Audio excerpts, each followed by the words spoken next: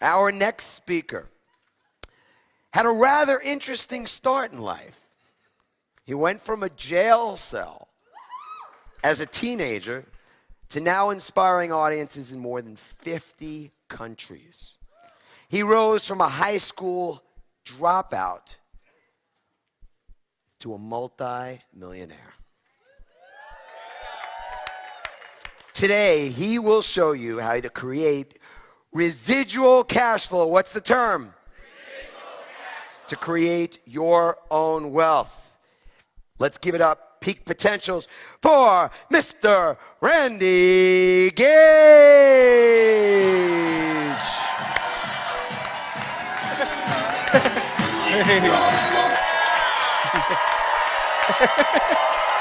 Okay, thank you. Okay.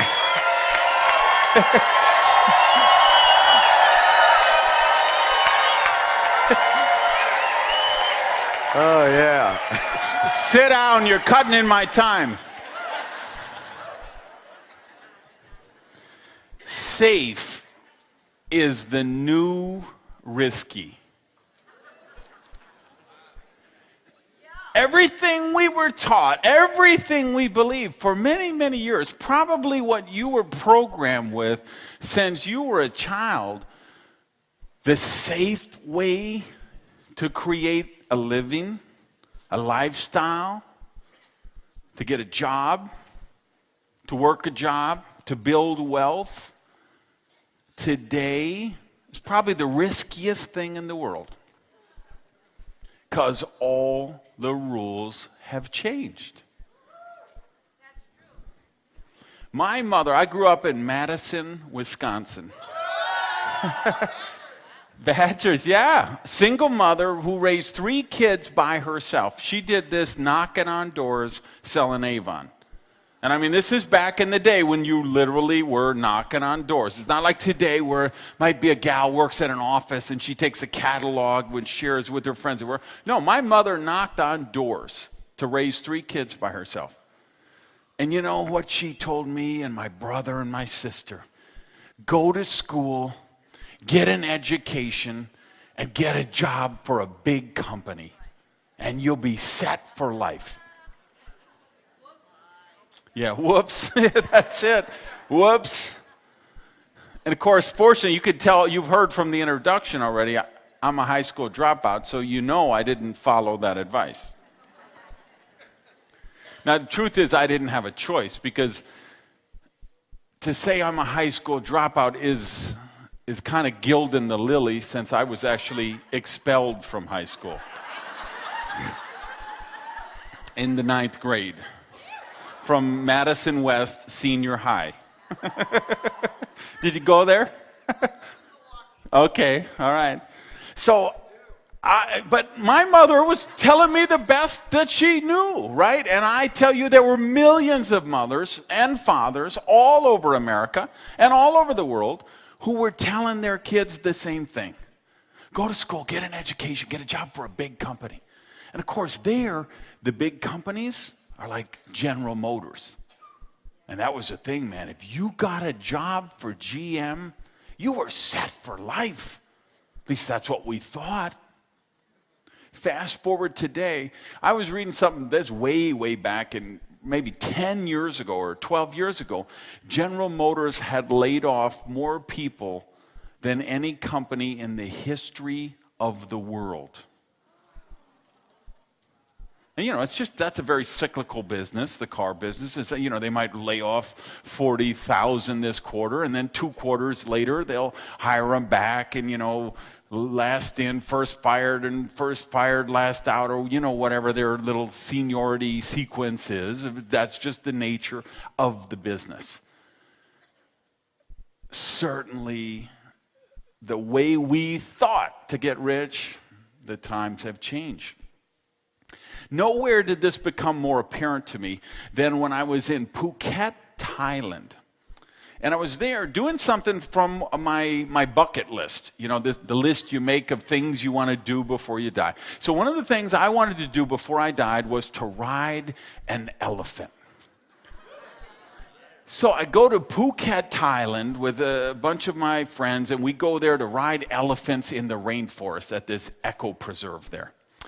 And we had a big group, and they said, well, we don't have enough elephants for all of you guys, but here's what we want you to do. We're going to split you in half. Half of you will ride the elephants right now, and the other half go over and see the monkey training show. And then we'll switch. Like, the monkey training show, you know what? So we go and see. Here's what the deal is. They train monkeys to harvest coconuts from the palm trees. So if you have a monkey in Thailand, you send them to monkey training school. It costs about $300. And then what they've done is they have set up, all these palm trees have a big cable that goes to the top of the palm tree. And the monkey climbs to there. They put one hand and one foot on the cable, and then they take the other hand and the other foot, and they spin the coconut around enough times till it drops to the ground. And after about 2 or 3 months, they trained them, and now they go and they send them out to these plantations, and they pick coconuts all day long. Pennies. The owners make what we would consider pennies, which would be a very, a decent amount of money in Thailand. Now, some of you guys flew here. Some of you flew here on American Airlines. You don't think American Airlines is looking at those monkey school and thinking, wait a minute. Could we replace those flight attendants with monkeys, you think? You don't think there's somebody in Dallas thinking that right now? Take it further. I come home, I stop in San Francisco, break up, it's a long haul, 20 hours or something. So I schedule a night in San Francisco, sightsee, break up, and then I fly because I live in Miami. Stay there the night, wake up the next day. I go to the airport lounge. There's a couple with this adorable baby puppy. Now, I love all animals, so of course I'm like, hey, can I, play with the puppy? And it's, sure, come on. He's cloned. I'm like, what? They said, yeah, we're bringing him home. We just picked him up from South Korea. He's cloned. We gave the cells or whatever they do from our dog that was dying, and we, well, I don't believe this for a second, because this is the most adorable, playful puppy like you have ever seen anywhere. Then it turns out they're on the same flight home from me, and they're also sitting in first class. And the guy takes the little carrier with the puppy, and he goes back to the back of the plane like 2 or 3 times, and he's talking with people, and he's coming back. And then I get off the plane, and there's all these camera crews, and they're waiting for these guys and their puppy. Because the puppy really is cloned. And it wasn't the first puppy that had been cloned. It was just the first puppy in the United States. And the next morning, on the front page of the Miami Herald, there's the picture of this puppy that I'd been playing with. Now, we can debate the moral and the ethical implications of cloning for decades, and we probably will be. But that doesn't change the fact it's here. It's happening. They've cloned sheep, and they've cloned camels, and they've cloned horses, and what they're doing with stem cell research with humans. Who knows where this is going to go? But here's what I do know. The economic model we have is broken. It doesn't work anymore. To grow up, get an education, work for a big job, right? Big company. It doesn't work. I came here on a plane with a ticket purchased. I'm the last person left on earth, perhaps, who has a travel agent. I'm kind of embarrassed to admit it, but I really do. I have a travel agent. I have the same travel agent that I had 30 years ago. That's how long I've had this travel agent. Now, it's funny, when I first started going to her, she had an office with 6 or 7 people working in it. They all had a desk, and they all had those phones with the 5-button lines that flashed, and they'd all be sitting at their desk and answering phones, and people would be sitting there, and they'd be booking cruises and booking vacations and things. Now, she works out of her home. She has an assistant who helps her answer the phone now and then. Those other 5 or 6 jobs that used to work for her, they don't exist anymore. They've been replaced by technology. Video stores, right? I live in South Beach. We had one of the coolest video stores in the world. One of those, they did all the art house films and the cool films and the documentaries. They had 100,000 titles. It's a neighborhood store. It wasn't a chain. So, and I don't watch many video, but I'd go in now and then. So I might get in once or twice a year. So I go in, and it's like half the store is gone. And there's like things on the floor where the shelves used to be. There's a guy working behind the counter. I'm like, dude, what's going on? And he's like, don't you know? Nobody goes to the video store anymore. They get them from their cable company. They watch them online. They stream them, download. Oh, I never really, yeah. So it used to be 5, 6 guys working in that video store. Now there was one. Those other 5 positions, they're gone forever. I go back a month later to eat lunch at a little restaurant next door. There's paper all over the windows. The store is completely closed down. So the last job left in the video store is gone forever. That's the disruptive technology Rand was talking about last session, right? When disruptive stuff happens, like technology, it changes the whole playing field. So everything has changed. So you look at this and you say, and if you work for one of those big companies right now, you have a target on your back. And the longer you have worked for that company, the bigger that target is. Because all the rules have gone upside down. It used to be, you could say with pride, I have worked for this company for 32 years. And you were honored for that. You were celebrated for that. You know what happens today? They say, he's been here 32 years? You know what we're paying for health care for this guy? And insurance and vacation pay. Isn't there some kid we could hire that just got out of school who'd work for half his salary and get 2 weeks vacation instead of 12 weeks vacation, and less health care and less benefits and less this and less that? And the longer you have worked for that company, the bigger the target on your back. Safe is the new risky. You want to create wealth today, you have to take charge of your own economy. You have to create your own prosperity. You have to be the boss. Now, he was talking even this morning, he was talking about, the negative news in the economy and all that. This year is the best year I've ever had. It's better than last year, which was the last best year I ever had, which was better than the year before, which up to that point was the best year I've ever had.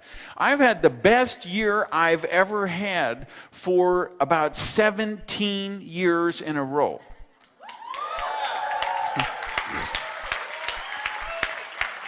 I'm on a vicious cycle of prosperity. And you know why? Because I don't outsource my prosperity to the economy, the government, the news network, the data sphere, the perception. I don't care what that economy is. I make my own economy, and you have to make your own economy. So next time someone says, what are you doing about the recession? What are you doing about the economic downturn? What are you doing? You say, I choose not to participate in it.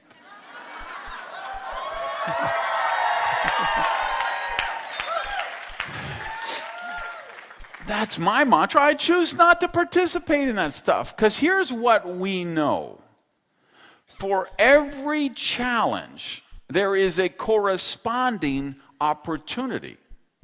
We know some of the greatest wealth created in the last century was created during the Great Depression.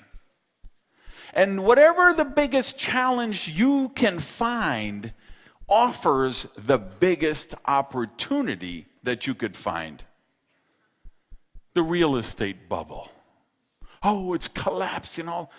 Reading the paper a couple of months ago, here's a guy, you know what he does? He goes and he buys foreclosed homes from the banks, and he sells them back to the owner that they're foreclosing on. So the guy buys a house, right? He bought it at the peak of the market. It was valued at $250,000. What's it valued today? 110 or something like that. What does the bank sell it for? 30, 40, whatever. So this guy, and they're telling the guy, okay, yeah, you can't pay the mortgage, we're throwing you out of your house, right? But they're still in there while these proceedings are going on. So this guy goes and buys the house for $40,000, let's say, from the bank. Then he calls you up, who's being foreclosed on, and says, how'd you like to keep your house? How about if I resell it back to you for $80,000? Because the $80,000 is now a payment that you could afford and you could stay in your house. And they say, wow, that's great. We don't have to disrupt the family. We don't have to move the kids. We don't have to change school. And we can keep our house and start to build equity again and restore our credit and still live in our dream home. And this guy makes $40,000 without ever even really taking possession of the property. Is that ingenious? It's just an opportunity created by a challenge. All prosperity is a value for value equation. And prosperity is infinite. All true prosperity is infinite. Because remember, money is just a meme, a mind virus. A mind virus is something you get programmed. You get infected with a virus, just like your computer on the hard drive gets infected. Your mind gets infected with a virus. There's mind viruses going around all the time. This was the source of, the topic of my last book. What are all the mind viruses about? Money is bad. Rich people are evil. It's spiritual to be poor. It's noble to be poor. Those are just mind viruses. We get infected by organized religion is one of the guiltiest parties. Governments are one of the guiltiest parties. And of course, what I call the data sphere. TV, radio, internet, movies, newspapers, magazines, email chains, social media sites. They're just infecting you with these mind viruses. Well, money, if you see this $100 bill, this is just a mind virus. This has no intrinsic, inherent value in and of itself. It's just, particularly in the United States, because there's not, back in 1971, President Nixon took the dollar off the gold standard. At that point, money still had a value because there was a corresponding value of gold in Fort Knox. The day that changed, this became worthless. So the government says, this is worth $100. But what's the truth? There's 10% inflation. Now it's worth 90 cents. Another 10%, it's worth 80 cents. Now we're going to adjust the consumer price index because the inflation is going too far, and now we don't want people to know how much it really costs to live. So we'll take out things like bread and milk and eggs and gasoline and things that people buy all the time, and we'll replace them with cars or rakes or lawn blowers or whatever things so that and now we lose another 10% and another 10%, and then that's the real value of that. It's worthless. Now, of course, I'm hoping somebody this weekend is going to do a session on precious metals, gold, silver, platinum, because that's the only real form of payment in the world. because that is they're not, that can't be done on a printing press. So true prosperity is a value for value exchange. The more value you create, the more prosperity you're going to attract. And the bigger the challenges are, the greater the opportunities for your prosperity. So, but you've got to change your thinking. You've got to stop saying, okay, well, they say it's a bad economy. They say it's a tough time, or I should go to school, or I got to work for a big company, or you got to know somebody, or you got to have money, or you got... No. All the rules are changed. You take Microsoft, right? One of the biggest, companies in the world, worth billions and billions of dollars, right? This was started by a couple of college dropouts in their dorm room. And you know what? Right now, in some college dorm room somewhere else, there's a couple of kids with nothing but a couple of empty pizza boxes that have the next idea that will make Windows obsolete. That's just the nature of technology. So what are you going to do? Let's talk practical application. What am I going to recommend for you tonight?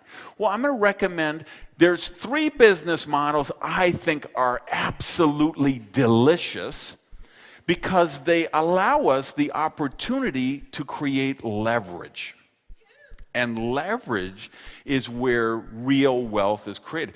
Leverage is how a guy who was expelled from high school could become a multimillionaire. See, there were no corporations recruiting me.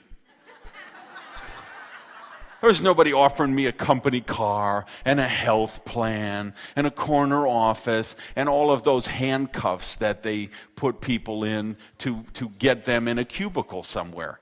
I didn't have those opportunities. All I had was this fervent wish, this vision that I would be rich. Now, why did I have that vision? Because I hated being broke. I was broke for 30 years. You ever see those people on TV? They're being interviewed, and they're like, yes, we were poor, but we didn't know it.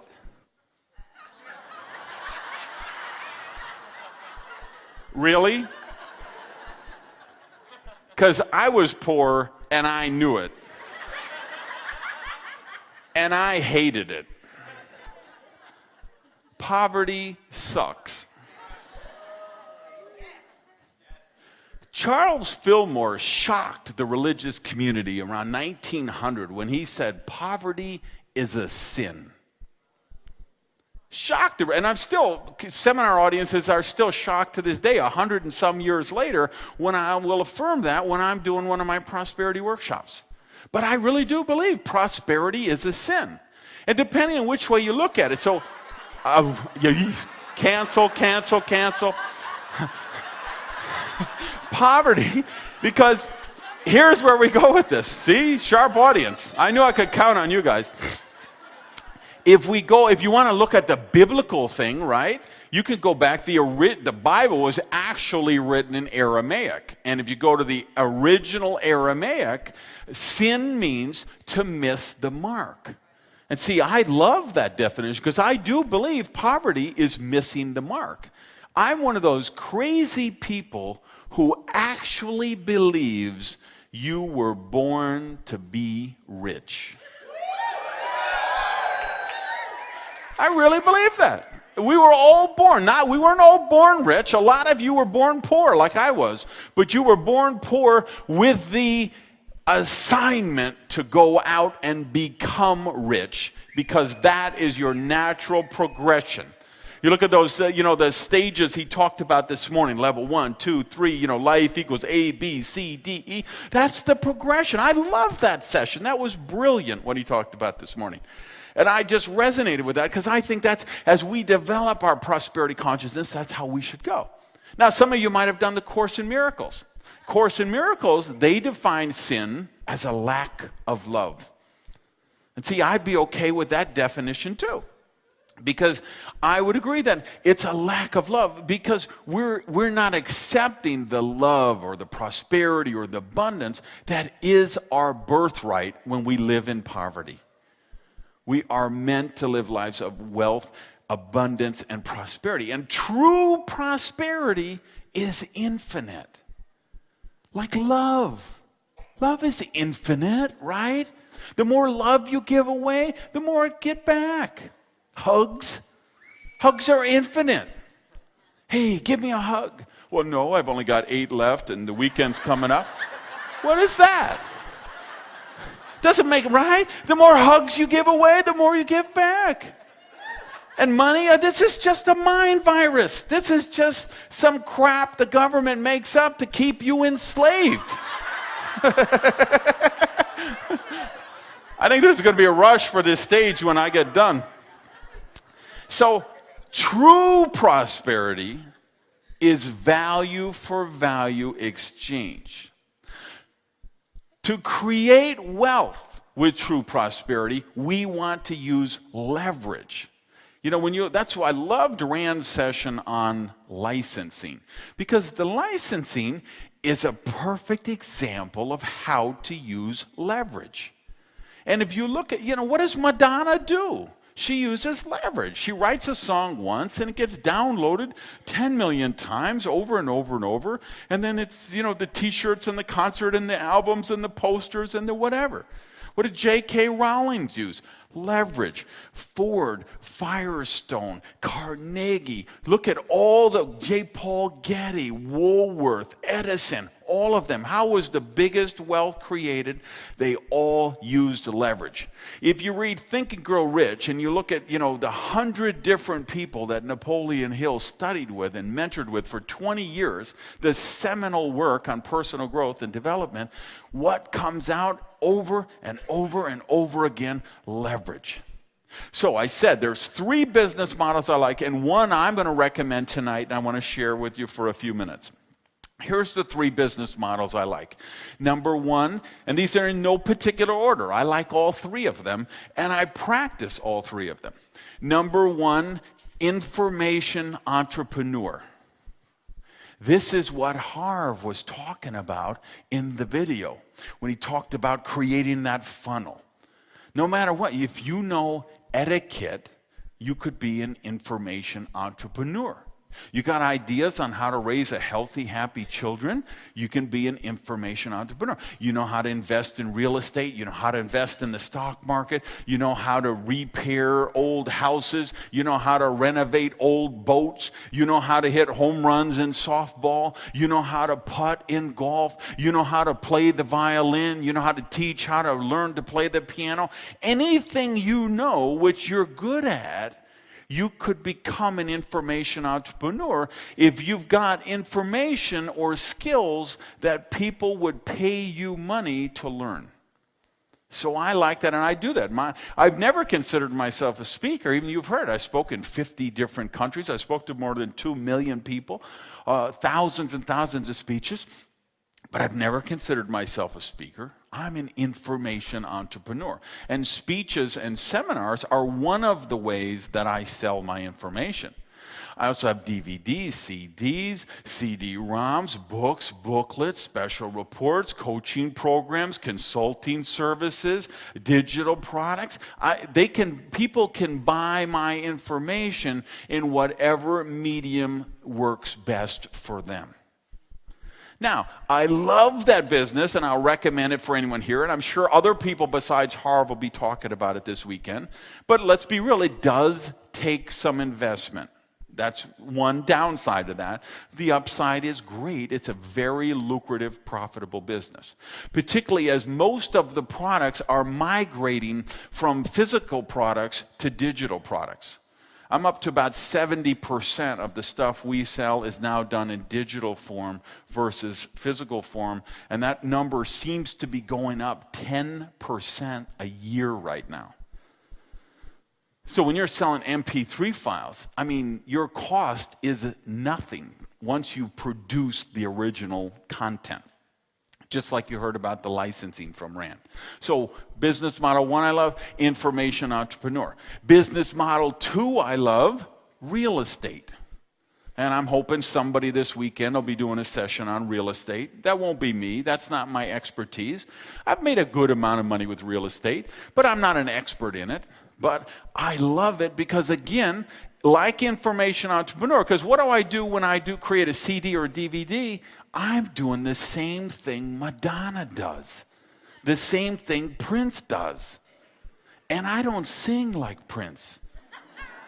I don't sing like Madonna, but I can use the same business model they do. Real estate, same thing.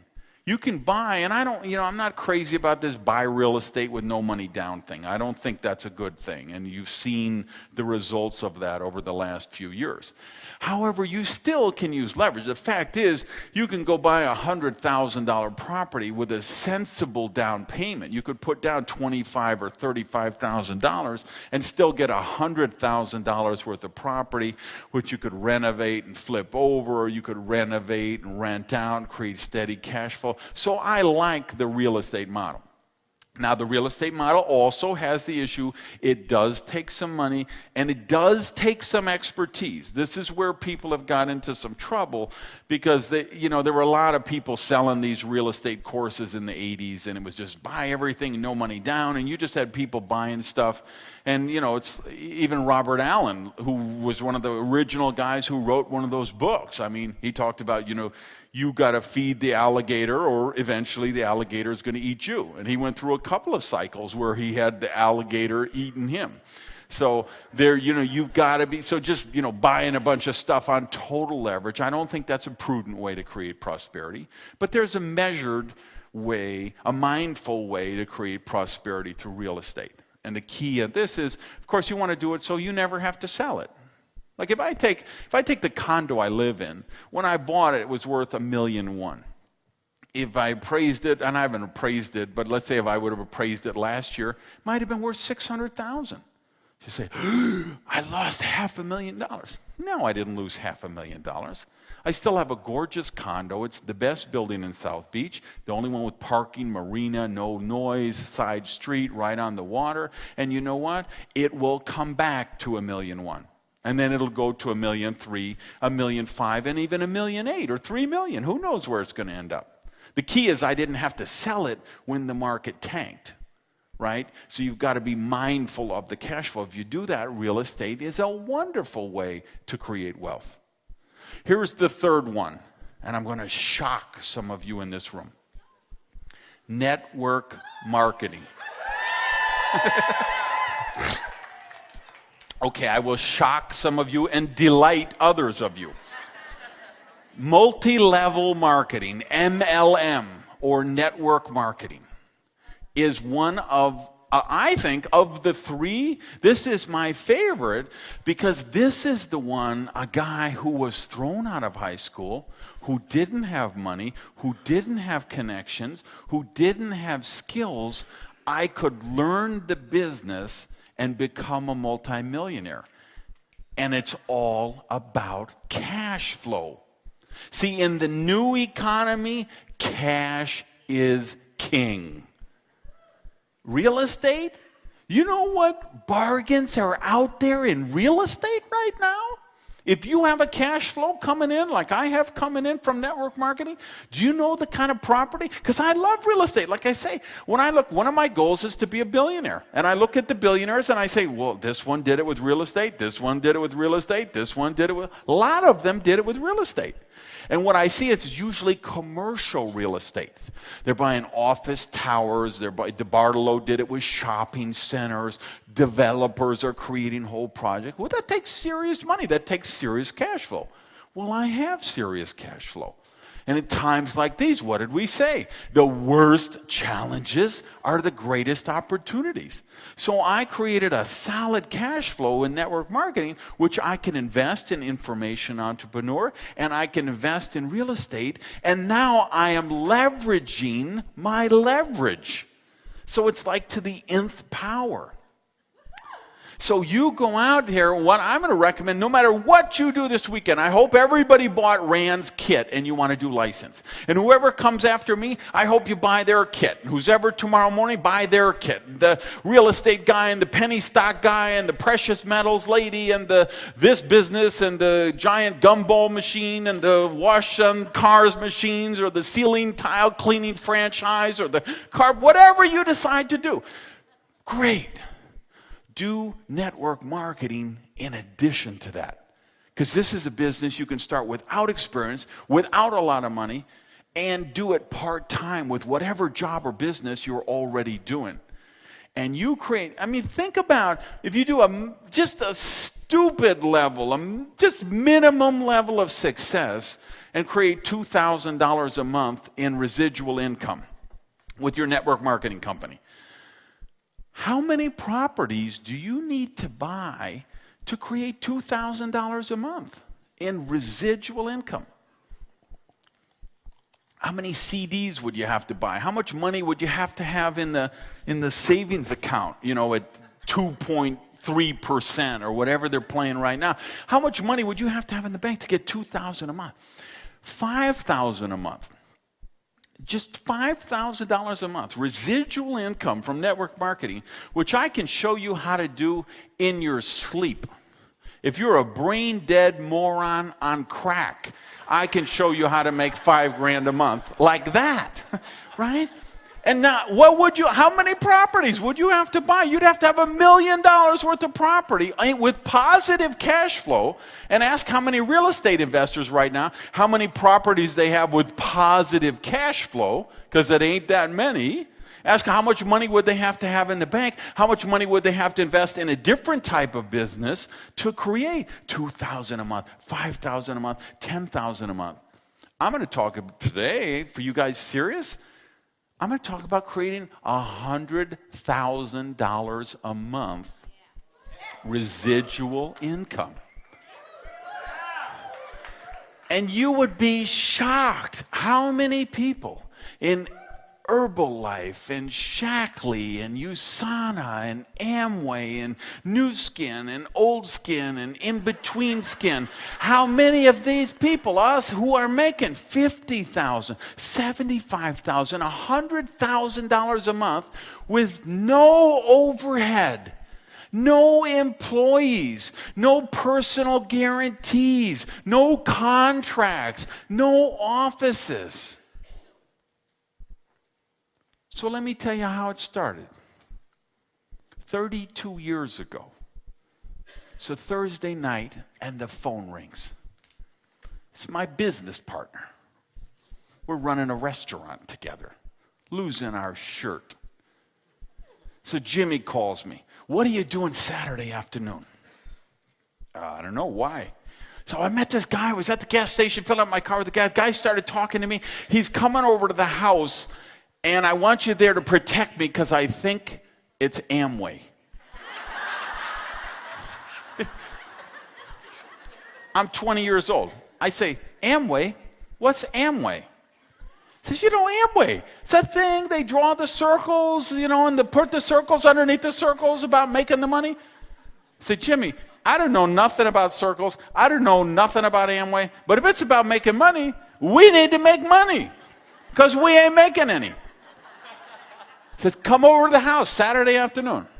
So I go to his house Saturday afternoon. The guy shows up. His name is also Jim. He gets a yellow legal pad, just like this, a red pen, and he draws a circle.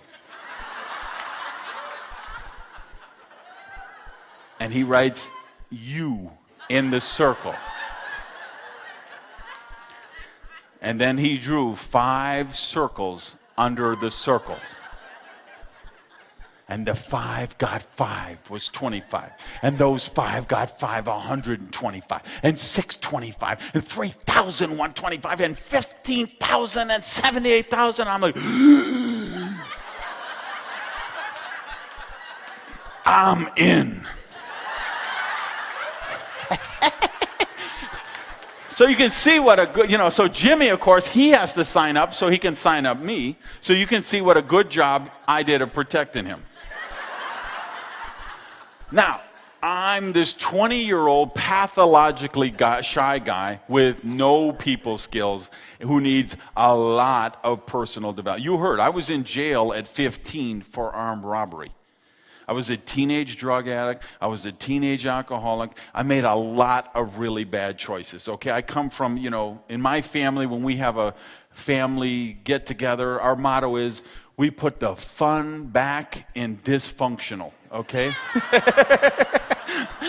So I come into this business, I have all these issues, right? And I'm pathologically shy. I have no marketing skills, no sales skills, no business skills, no people skills, no time management skills. I just know I hate being broke, and I want to be rich. And in those days, when you joined the Amway Corporation, you got a 3-ring binder like this thick. And it said, this is how you do the business.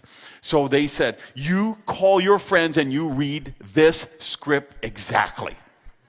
I said, okay, these people, they must know what they're doing. I don't know what I'm doing. So I pick up the phone. I get my big binder. I say, hello, friend's name here.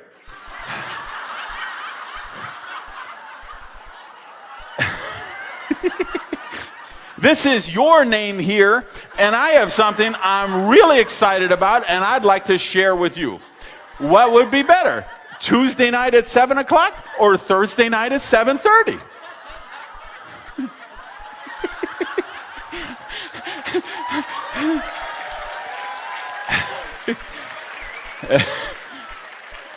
And my friends are like, why are you talking so funny? Now, interesting thing, I had never heard of the Amway Corporation. Now, a lot of my friends and family, it seems they had heard of the Amway Corporation, and they weren't particularly excited to hear about it again from me. So 6 months, I'm working the Amway business, calling up people, talking to everybody I know. In 6 months, I sponsor one person, my roommate. Because I lent him the money for the distributor kit and the first product order. You've been there, huh? 6 months, I don't sponsor anyone else. So finally, after 6 months, my roommate drops out. Well, what am I supposed to do? I've lost my entire organization.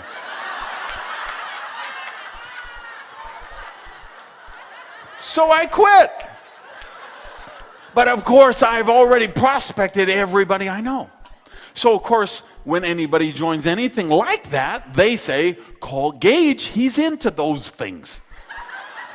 So a couple of months go by, I get a call and he says, I got a deal just like Amway, only better. Well, I liked Amway. So he comes, shows me the deal, I'm in.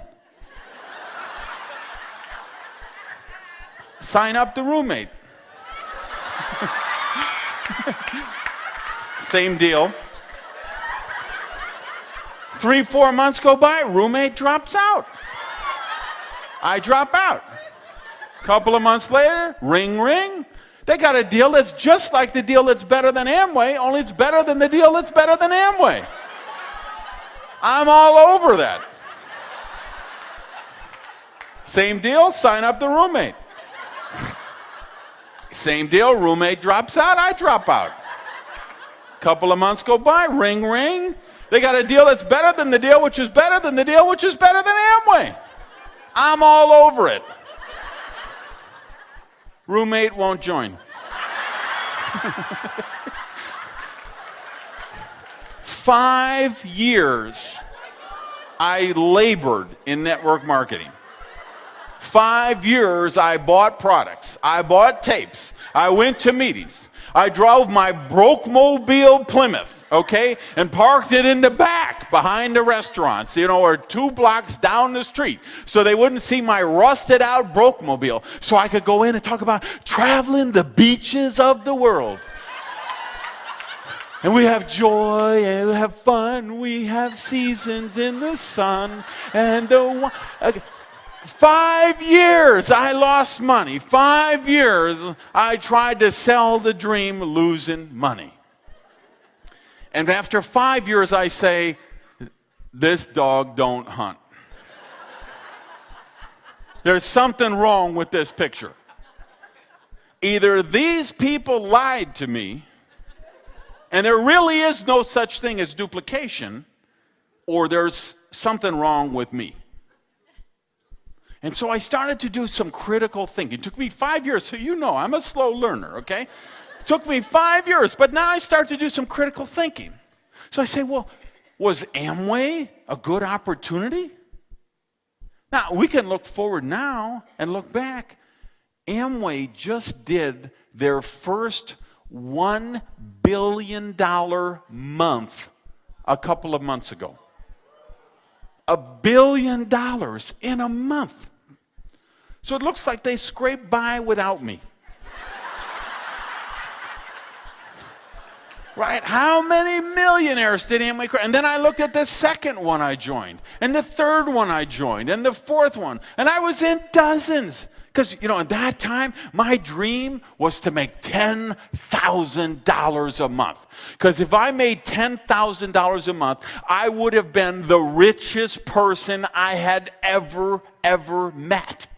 Because I said, $10,000 a month, you could never spend that much money.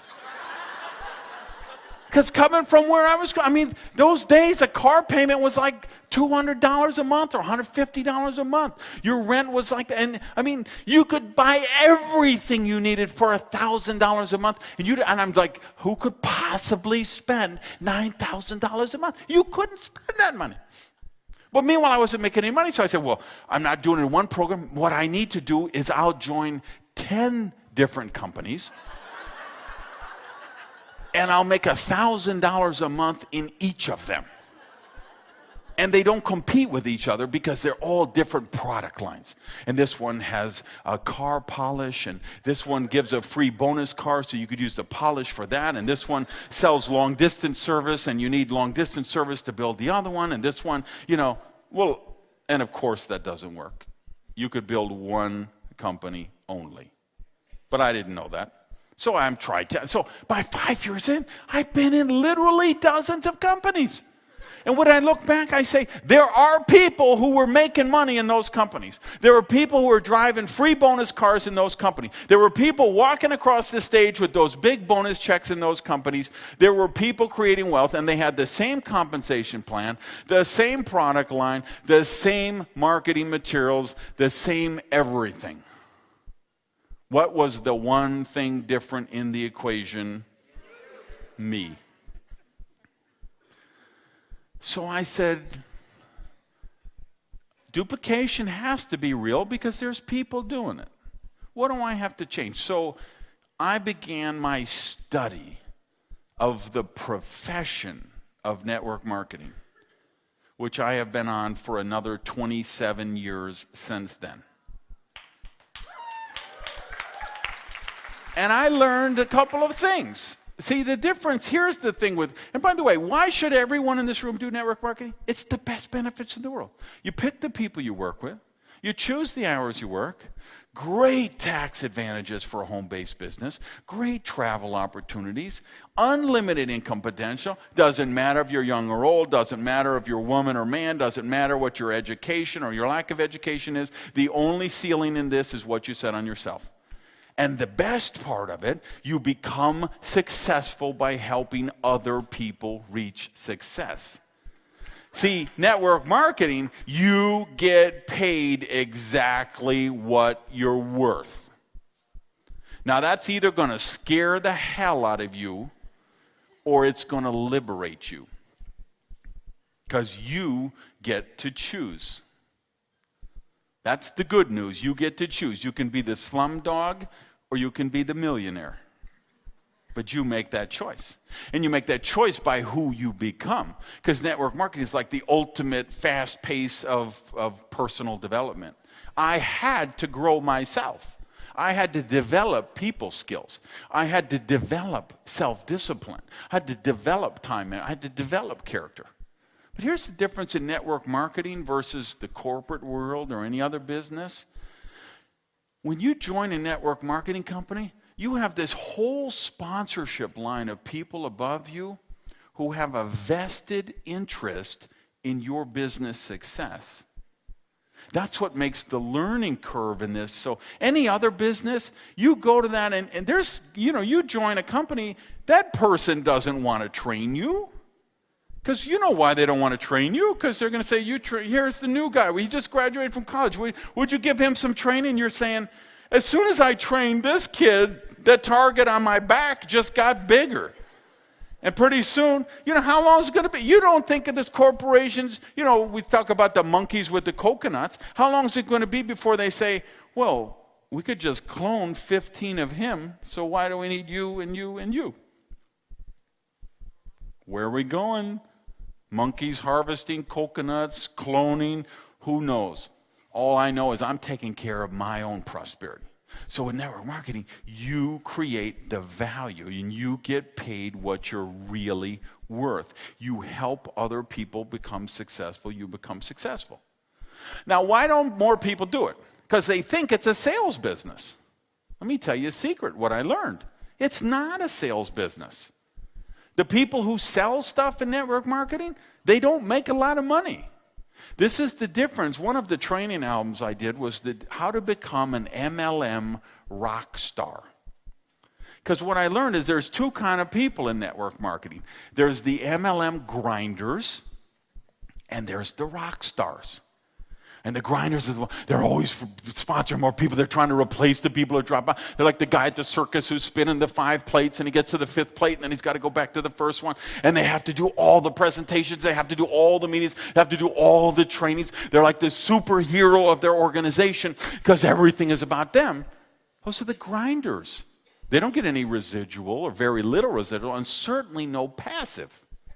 But at the higher levels of networks marketing, the MLM rock stars, you know what we've discovered? That it's about culture. You create the culture for your team. And if you create the right leadership culture, this is where the duplication lives. And so you create this leadership factory. And you teach people how to develop these skills. And it's not about sales. See, because what happens is most people know network marketing from looking on the outside. And what do you know what they see? The buttons and the bumper stickers and the yard signs. Lose weight now, ask me how. The buttons and the signs and the intersection and the flyers on the cars. Let me tell you a secret. I don't go around putting flyers on cars. I don't put buttons in my Ravazzolo suits. I don't have magnetic signs on the side of my Vipers. That's not how I built a huge organization.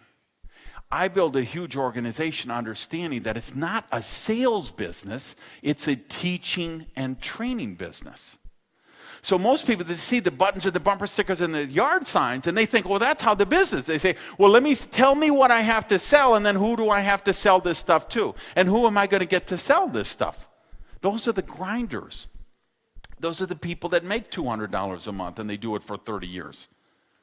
The rock stars, what I do when I join the business, I say, after I learn this, I say, I'm going to look for people with good teaching skills. I want yoga teachers, softball coaches, kung fu instructors, ballet teachers, school teachers, college professors, professional speakers, HR resource trainers, people who have good teaching skills. Because see, if you're a real estate person or an insurance salesperson or a timeshare salesperson or a car salesman, you got 10 people a week pitching you on network marketing, don't you? If you're a school teacher, nobody's talking to you because they think it's a sales business. See, me and my people and people who follow my system, we're the only ones talking to the school teachers. I don't want a super real estate salesperson in their $1 million round table because they're going to go out and sell distributor kits. And they'll sponsor 30 people in a month, and 29 of those people are going to drop out the next month. You know who I want? I want the housewife in Idaho who's teachable, who will follow a system. How have I created a huge organization around the world? 95% of the people I brought into business have never been in network marketing before. They got a dream, they're coachable, and they follow a system. To become a rock star, it's about the culture. It's about the system. You create a step-by-step duplicable system. This is the tool. And everything like in my team, it's all plug and play. I don't want to teach people how to draw on a whiteboard with 27,000 circles and memorize an hour and a half presentation. We created a presentation on a DVD. So I can sponsor you into the business on Monday, and you could be adding people to your team on Tuesday. Because you bring them over to the house, you take a 30-second introduction, you put a DVD into the player, they see the presentation, and you hand out the packets at the end of the presentation. And the person in the living room says, hey, I could do that. That's the secret of network marketing. When your prospect comes to a presentation and they're sitting there watching the presentation and they get a list of like 5 people in their mind. Oh yeah, my brother-in-law, I bet he could really do it. You know what would be great for this? The guy at work, Jimmy, he'd be, so they get that list of people in their mind and they realize, I could just get to those people and show them this plug-and-play presentation. I could do that. And the day they say, I can do that, they're in. The money is no object. So, you don't. See, I've got organizations in 65 countries around the world. I have organizations in countries where the average people make $300 a year. And they pay $800 for an activation order to join my company. In a country that makes $300 a year. You say, how is that possible? Because when somebody wants it, they find the money. Let's suppose, I just sold one of my Vipers, right? I just sold I had a SRT, supercharger, everything. I spent, like $75,000 just in modifications with this car. It pulled 734 horsepower at the wheel, dyno tested, right? So I just sold that last week because it's an old one, right? And I, had too many cars. But, so what if I would have brought that here? And I say, who's got, $1,000 cash? Most people today, they don't have $1,000 cash, right? But if I would have said, I brought my old Viper, that old broken down thing, it barely goes 200 miles an hour anymore, I'm just selling this thing. First person gives me $1,000, it's theirs. Every single person would find $1,000, wouldn't they? You say, I know what that car is worth. I could buy it one day. I could turn it around and sell it the next day. You'd call your brother-in-law. I will wash your car every week for the next 2 years. Just lend me the money. I will do this. I will clean your house. I'll do the construction, clean it, whatever. Same thing. You get a call from the hospital. We have your 6-year-old daughter here. Her leg is broken. She needs surgery right now. It's $1,500. We don't take insurance. We need cash. You'd find it $1,500, wouldn't you? You just would. When the dream is big enough, the facts don't count. We sell dreams. That's what I sell in my business. I'm not in peddling this and that. I'm selling dreams. And then I'm finding people with good teaching skills, good training skills. Here's what I would tell you. At that point, 5 years into the business, I had to decide, is this duplication thing real? Or is this just a bill of goods these people are selling me? And like I say, I went through that, that real critical thinking period and realized it is real. There are people who are doing it and doing it successfully. But the difference is they're not the grinders. They're not the peddlers. They're the people that understand you gotta have a system. Step by step by step. This is the first thing you give to prospect. Here's the package you give them. Here's the second step. Here's the package you give them. Here's the follow-up process. Here's the package you give them. How do you automate it? How do you systematize it? And how do you make it scalable? If I look at now, if I would have gone to a party some years ago, if I went to like my friend Terry, he owned 3 Burger Kings. We'd go to a party, let's say, and people say, what do you do? And he'd say, I own 3 Burger Kings. They'd be like, wow. They ask me, what do I do? I'd say, I'm in network marketing, They're like, oh, well, keep away from that guy. Fast forward today. Now me and Terry, let's go to a party. Well, he doesn't have 3 Burger Kings, he has 2 because he closed one down. He's got hundreds of employees. He's got hundreds of thousands of dollars worth of personal guarantees.